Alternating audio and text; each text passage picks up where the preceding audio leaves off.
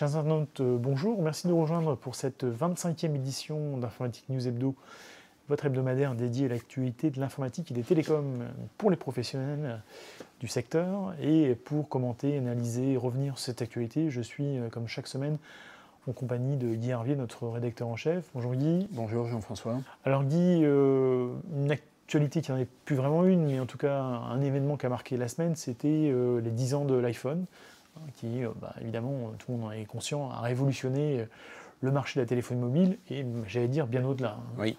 Alors effectivement, quand vous dites marqué la semaine, on peut même dire qu'il a marqué la décennie. Les 10 dernières années.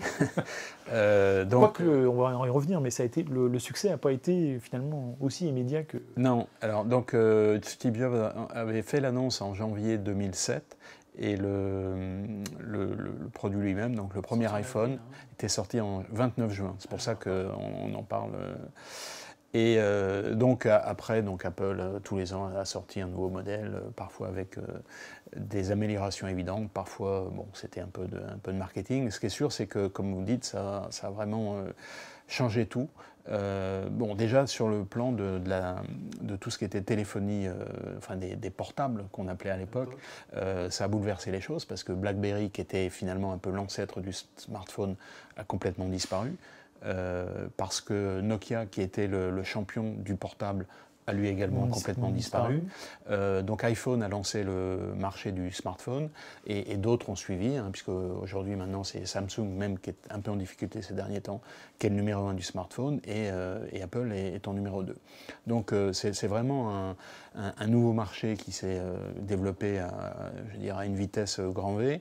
Pour Apple, c'est à la fois une force et une faiblesse, parce que l'iPhone, ça a généré, ils en ont vendu, l'ordre de grandeur c'est le milliard en 10 ans, donc c'est quand même ça considérable. Commence à compter, Ça rapporte beaucoup à Apple, et c'est là où c'est une force et une faiblesse, c'est-à-dire que ça représente encore les 2/3 de son chiffre d'affaires. Et on attend toujours le produit qui va remplacer l'iPhone, parce que les marchés commencent à se saturer un peu, même si, je dirais, dans les pays émergents, non occidentaux, il y a encore un taux d'équipement qui n'est pas très important, sauf que l'iPhone, c'est sans doute pas le produit qui est particulièrement adapté pour ce marché-là.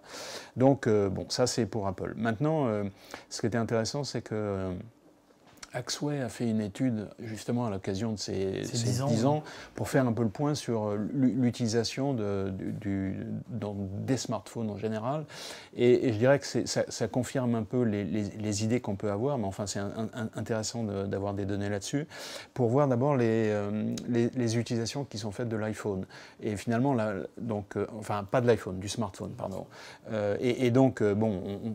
On pense toujours que c'est un téléphone, mais finalement, la première application qu'on utilise, c'est l'envoi de SMS ou de textos, ou éventuellement de messages sur WhatsApp et les applications comparables de messagerie instantanée. Donc c'est la première application pour les utilisateurs.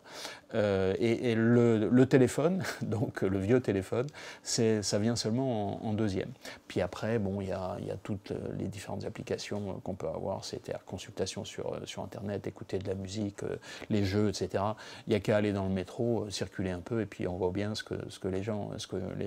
On rappelle d'ailleurs qu'au départ, sur l'iPhone, il n'y avait pas d'application, il n'y avait que les applications proposées par Apple. Il n'y avait pas la notion de magasin d'app, ça n'existait pas. Ça n'existait pas, l'App Store n'existait pas. Et donc aujourd'hui, maintenant, c'est le contraire. On a excès d'applications. Et ça, d'ailleurs, c'est un peu un problème. C'est-à-dire que je pense qu'à terme, il va falloir trouver une solution.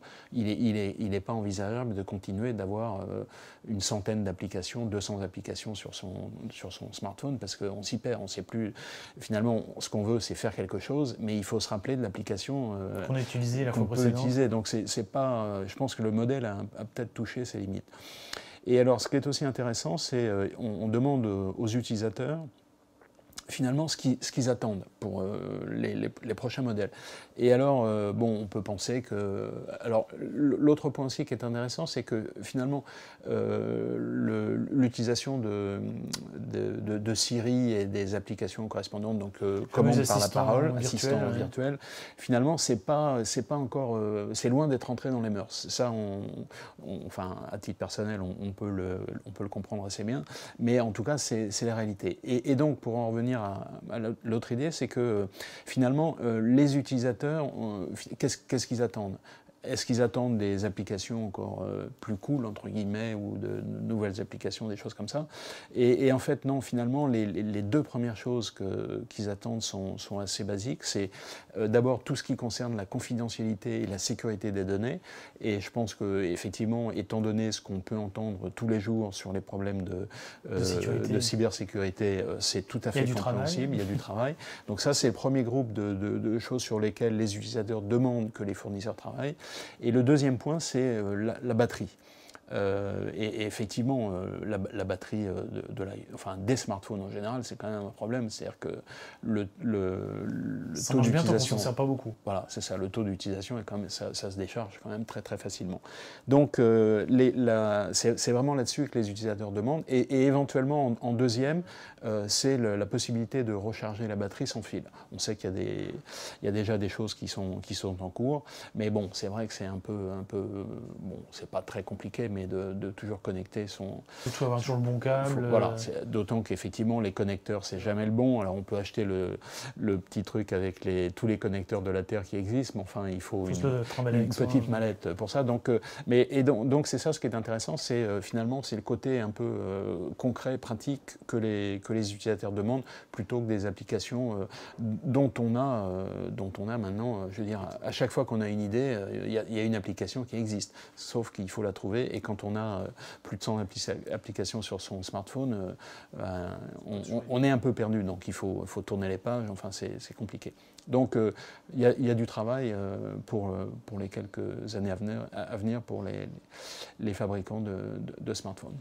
Eh bien, très bien. Moi, de toute façon, on aura sûrement l'occasion d'y revenir, notamment à travers la sortie de la nouvelle version de l'iOS 11 qui est prévue pour la rentrée, avec sans doute un nouvel iPhone. En attendant, vous parlez de sécurité, je fais la transition sans problème, puisque je pense que nos lecteurs ont forcément entendu parler de ce nouveau... Alors, je ne suis pas sûr qu'il fallait l'appeler un ransomware, en tout cas, au début, on l'a classé dans cette catégorie-là, que cette nouvelle attaque qu'on appelle Petya, mais finalement qui n'est pas forcément Petya non plus. Donc peut-être le moment de faire un petit point et de remettre les choses en place pour nos lecteurs. Je ne sais pas si on y arrivera d'ailleurs, parce que il se trouve qu'à cette occasion-là, je crois qu'on n'a jamais reçu autant de propositions de tous les fournisseurs de sécurité pour faire une analyse de la situation. Je pense que j'en ai reçu peut-être 25, avec chacun son analyse. Et effectivement, le premier point, c'est est-ce que c'est Petya ou pas Petya? Là, les spécialistes ne sont pas encore tout à fait d'accord. Une chose est sûre, c'est qu'en mai dernier, il y avait eu cette attaque WannaCry, dont on avait abondamment parlé, qui avait quand même causé pas mal de dégâts. Et ça, c'est en mai dernier seulement. Et on arrive un mois plus tard avec une nouvelle attaque. Alors on va l'appeler Petya pour faciliter le langage, qui utilise l'outil de la NSA de propagation qui s'appelle Eternal Blue, et qui éventuellement mélange à la fois du ransomware et puis un virus. Du cryptovirus. Cryptovirus. Donc c'est un peu compliqué, et qui utilise la même faille de Microsoft dont on avait parlé à l'occasion de WannaCry, ce qui veut dire que finalement, entre-temps, il y a encore des entreprises qui n'ont pas fait les patchs, mais qui utilisent aussi d'autres canaux de développement sur les PC. Donc ça, c'est la situation. Alors le Petya en question, là, il est parti d'Ukraine. C'est l'Ukraine qui a été principalement touchée. On a parlé de la centrale de Tchernobyl, donc ça fait un peu peur, même si on sait que le nuage est arrêté par la frontière. Mais bon, Tchernobyl, il y a eu le port de Rotterdam qui a été bloqué pendant un certain temps. En France, on a parlé de Saint-Gobain, on a parlé de Auchan, de la SNCF, même si Guillaume Pépi est venu à la radio pour dire que la SNCF n'avait pas été touchée par ce nouveau ransomware. Donc toujours est-il que ça a causé des dégâts. Et là, la question, c'est finalement, on n'est pas encore très au clair là-dessus, c'est savoir est-ce que ça a été fait pour des motivations financières, pour gagner de l'argent tout simplement, ou en gros pour mettre le bazar et montrer qu'on peut nuire à beaucoup de monde en même temps. Sachant qu'en plus, comme l'attaque est partie d'Ukraine, on connaît aujourd'hui les tenants, les aboutissants du conflit entre la Russie et l'Ukraine. Donc certaines bonnes âmes auraient tendance évidemment à soupçonner les services russes de cette attaque. Bon, on prête qu'aux riches, c'est bien connu. Peut-être que c'est la Corée du Nord qui s'est camouflée derrière les Russes pour faire ça. Toujours est-il que là, il va y avoir une analyse assez détaillée. Le forensic, ça prend beaucoup de temps après, derrière, pour savoir exactement ce qui s'est passé.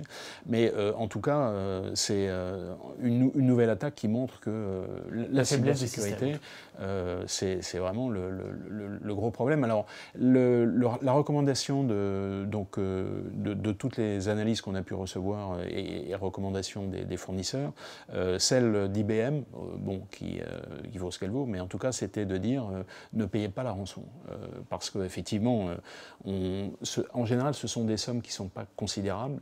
L'important c'est d'avoir beaucoup de gens qui vont la payer pour avoir au final quelque chose d'intéressant, mais néanmoins on peut très bien payer et puis finalement ne rien avoir. Alors, à l'inverse, il y a les spécialistes qui disent oui, mais pour rester crédible, les gens qui font ça, ils ont intérêt à payer, sinon ils vont casser leur business model.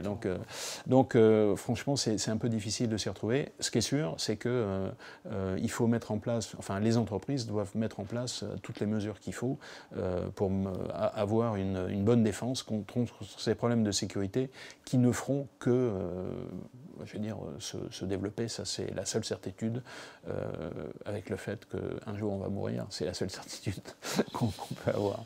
En tout cas, j'allais dire, la balle aussi dans le camp de l'industrie, notamment au niveau des OS, peut-être pour quand même peut-être moins de permissivité et quand même limiter aussi le périmètre de ce genre d'attaque à l'avenir quand même. En tout cas, ce sera souvent l'occasion d'un futur débat. On n'a pas fini de parler, c'est sûr. En tout cas, sûrement l'occasion d'un futur débat avec un de nos invités. Pour continuer et rebondir, alors là on parle d'un sujet complètement différent, on parle de Google. Google qui, là on a aussi largement parlé de cette problématique de concurrence et qui donc a reçu une amende de la bagatelle plus de 2 milliards d'euros suite à des pratiques anticoncurrentielles alors c'est précis, sur le moteur de shopping. Oui, absolument. Donc là c'est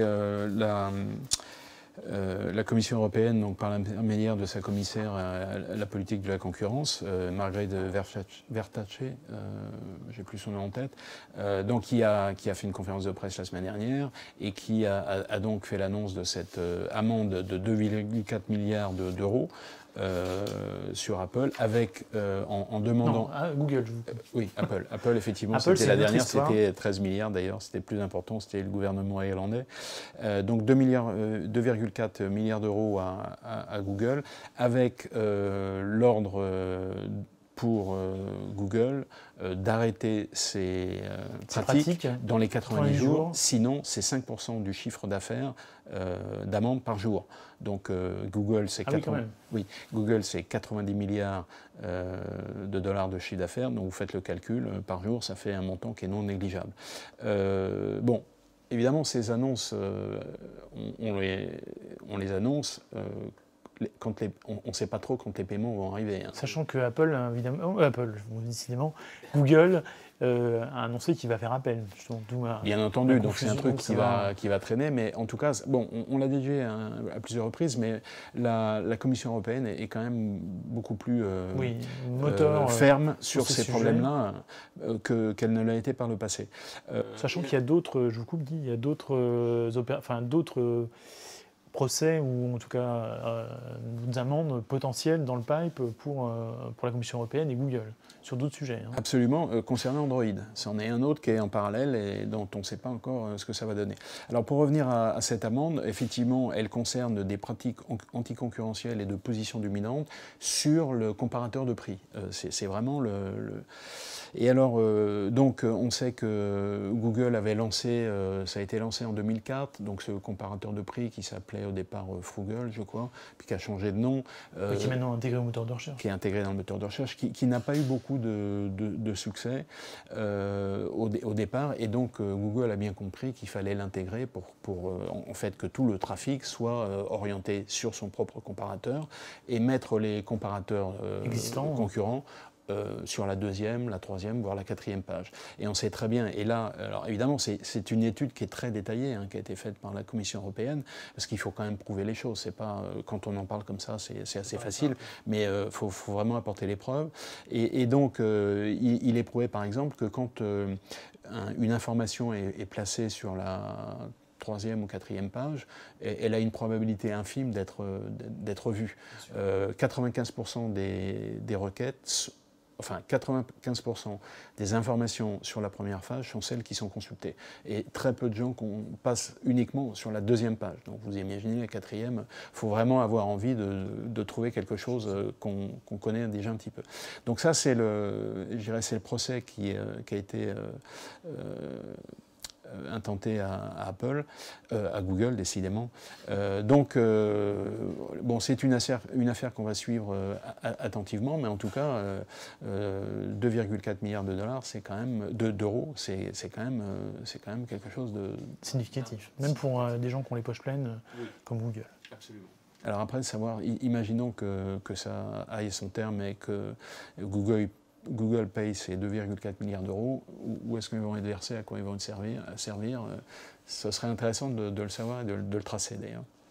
Très bien, ça c'était donc pour la semaine passée. Pour la semaine à venir, là pour le coup on se projette vraiment dans le futur, parce que vous avez souhaité revenir sur un événement qui se déroule à Bruxelles, organisé par Atos. Alors moi j'allais dire Bull, mais maintenant c'est Atos, sur l'informatique quantique.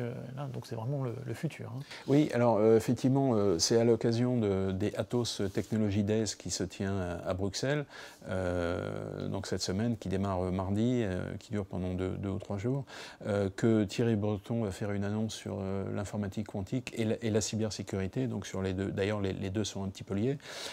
Il en avait déjà parlé lors de la présentation du DigiWorld de l'IDAT. Il avait dit qu'il ferait cette annonce le 4 juillet. Et on avait rencontré il y a quelques mois le responsable du programme d'informatique quantique de chez Atos. Il avait bien dit que dans les mois qui viendraient, Atos, donc Bull, parce qu'on l'oublie un petit peu, mais c'est quand même Bull qui est derrière tout ça, qui malgré tout, il y a eu des milliards d'euros qui ont été déversés là-dedans, mais malgré tout a quand même une compétence et reste finalement le seul fabricant d'ordinateurs, enfin de supercalculateurs européens. Donc c'est pas à négliger. Donc il nous avait bien expliqué qu'il y avait ces annonces à venir dans le courant de l'année. Alors Atos avait proposer une plateforme de simulation d'un ordinateur quantique, parce qu'on sait que la programmation d'un ordinateur quantique est complètement différente d'un ordinateur traditionnel. Donc, en gros, il faut prendre un ordinateur traditionnel et faire de la simulation comme si c'était un ordinateur quantique, pour que les gens puissent commencer à développer à la fois les outils de développement et puis à programmer directement ces ordinateurs. Sachant qu'en plus, dans les technologies qui sont utilisées, il y en a plusieurs différentes, et que tous les qubits, puisque c'est l'unité de mesure de l'informatique quantique, ne sont pas égaux. Donc, sachant aussi que Atos, et donc Philippe Duluc nous l'avait bien expliqué, l'idée c'est pas de développer le processeur qui va être au cœur de cet ordinateur quantique, mais de faire de l'intégration, un peu comme tous les fournisseurs de serveurs ne développent pas les puces x86, ils les achètent chez Intel ou chez AMD ou un autre, et puis ils font de l'intégration. Ça c'est bien ce que va faire Bull. Alors maintenant, quelle sera exactement l'annonce qui sera faite à Bruxelles? On va l'attendre, d'autant qu'il y a il y a de plus en plus de projets qui sont un peu disséminés par... bon, évidemment, il y a les grands comme IBM, Google, qui travaillent sur le sujet, Intel aussi,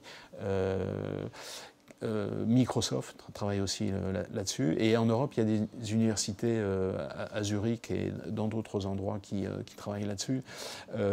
Donc, il y a, en tout cas, l'Europe a pris conscience que c'était un enjeu stratégique et donc a mis sur la table 1 milliard d'euros qui vont être utilisés pour ces différents... Alors, pas seulement l'informatique quantique, mais qui pourraient être utilisés par des programmes dont l'informatique quantique. Donc, je pense que ce sera intéressant d'avoir toutes ces informations.